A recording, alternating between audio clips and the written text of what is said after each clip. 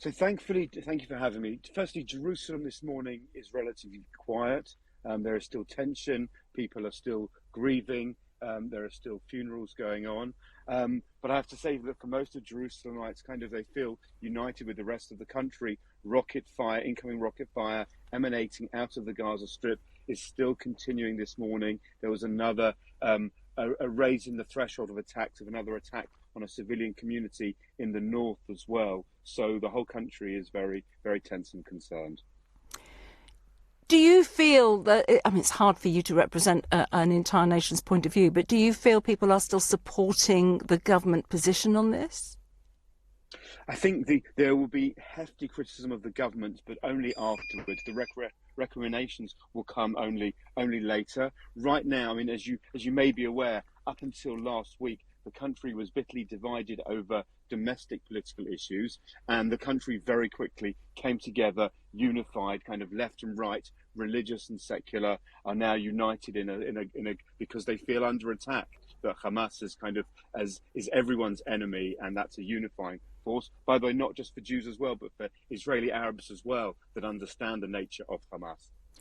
You've been studying this area for some time, and we know these sort of problems have existed for decades and even longer than that. Can you see any way forward from this?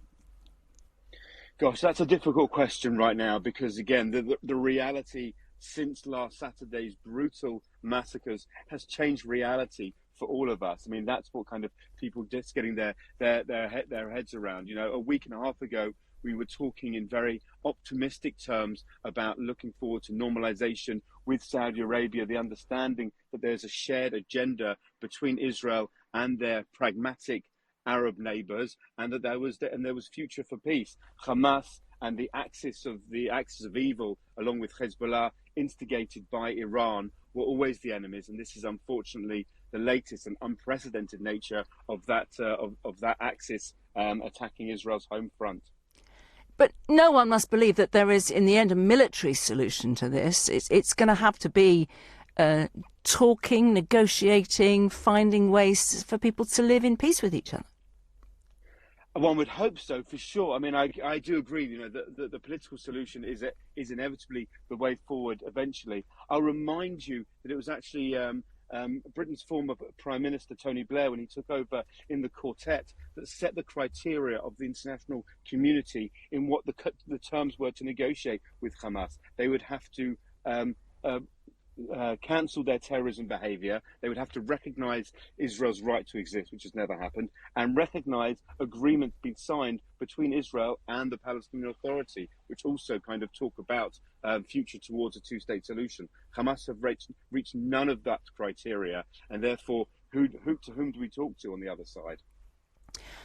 I've heard a few people saying that they think one of the other aspects of this conflict is the way that social media and that sort of level of communication is playing into this conflict, making all of the messaging harder to understand, making assessment of what's actually happening much more difficult to understand.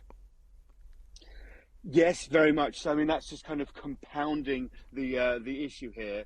Although I have to say, there is at least from an Israeli perspective, and I may be showing my age here, but there is still a reliance on traditional media and the importance of verified and credible sources. And certainly the interviews that have been coming out and the access that Israeli media is showing, certainly of the horrific stories that came out from last Saturday, which is still developing. But in any military confrontation, it's understandable that none of us are privy to the military plans. There is now an expectation that there will be a ground incursion at some point soon, but people have been saying that for many days, and it hasn't yet happened. So I think at the moment cooler heads are prevailing. I think it will happen at some point, but first of all, as you're well aware, they need to move out the civilian population, because unlike Hamas, Israel will never target the civilians. Israel only wants to go after the Hamas terror infrastructure. Thank you for your time this morning. Richard Pater, Director of BICOM, Britain Israel Communications and Research Centre, talking to us there from Jerusalem.